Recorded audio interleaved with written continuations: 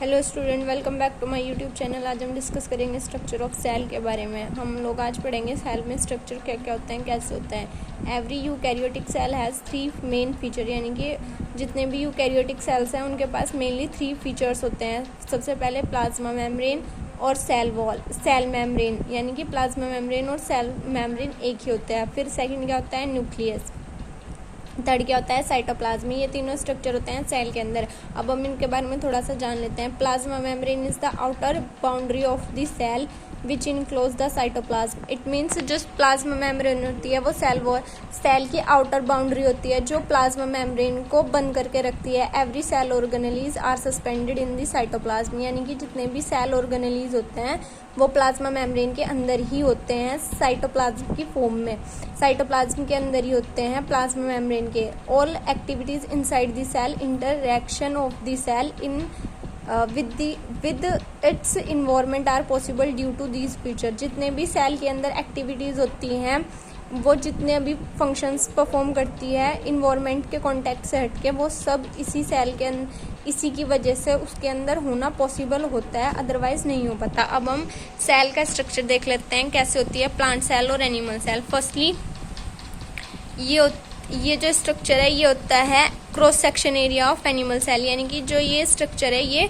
Animal cell का structure है। इसमें दिखाए गए हैं सारे इसके ऑर्गेनेलीज, जितने भी इसमें ऑर्गेनेलीज होते हैं, ribosome, nucleus, Golgi body, mitochondria, RER, lysosomes, ये सभी cross section area of animal cell का, यानी कि एडवांस माइक्रोस्कोप के नीचे देखा हुआ एनिमल सेल है। और फिर नीचे एक बार देख लेते हैं, ये है प्लांट सेल का क्रॉस सेक्शन एरिया। ये भी एडवांस माइक्रोस्कोप के नीचे देखा गया है। इसमें mitochondria, cell wall, Golgi, nucleus, ribosome, chloroplast, mitochondria, ये सब है प्लांट सेल का क्रॉस सेक्शन एरिया।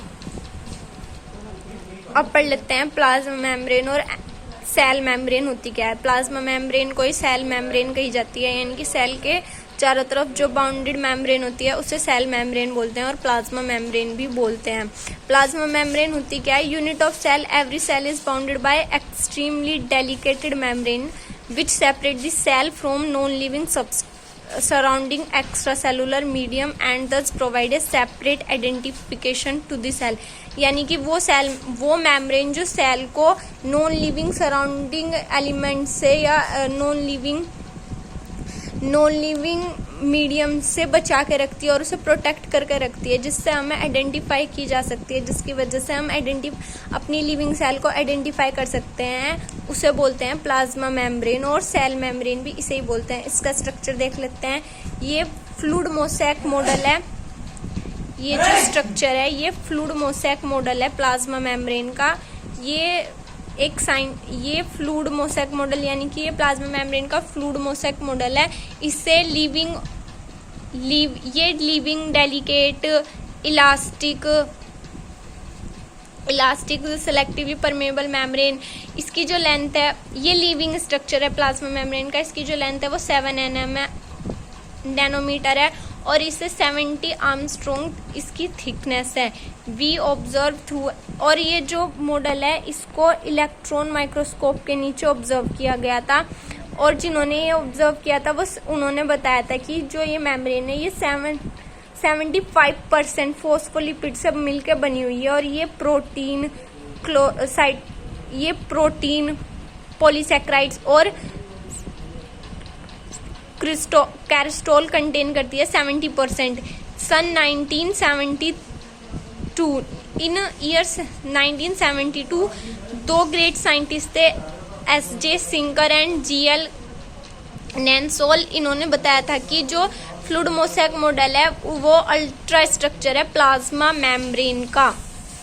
ये जो स्ट्रक्चर आप लोग देख रहे हो ये प्लाज्मा मेम्ब्रेन का फ्लूइड मोज़ेक मॉडल है। अब इसके थोड़े फंक्शंस देख लेते हैं। फंक्शंस क्या करती है plasma membrane. Plasma membrane permit the entry and exist of some material to and from the cell, यानी कि ये हेल्प करती है हमें एंट्री और एग्जिस्ट मटेरियल फूड मटेरियल या फिर अदर सब्सटेंस को एंट्री और एग्जिस्ट कराने के लिए सेल के अंदर। और ये prevent movement of some other material, ये हमें हमारी सेल को बचा के भी रखती है किसी हार्मफुल मूवमेंट से या हार्मफुल एक्टिविटीज से, जिससे कि हमारी सेल को कोई भी हार्म ना हो। और ये इसी सेल मेम्ब्रेन को सेलेक्टिवली परमेबल मेम्ब्रेन भी बोलते हैं, सेलेक्टिवली परमेबल मेम्ब्रेन, SPM। क्या बोलते हैं? SPM। It give form and shape to the cell, ये हमारी सेल को शेप देता है, फॉर्म देता है। It protect the cell from damage, और ये हमारी सेल को डैमेज होने से बचाता है। It keep the cell together forming junction, ये हमारी सेल को जंक्शन यानी कि ज्वाइंट बनाने के लिए भी काम आता है। Transport across plasma membrane, transportation कैसे परफॉर्म होती है प्लाज्मा मेम्ब्रेन के थ्रू, ये हम पढ़ेंगे।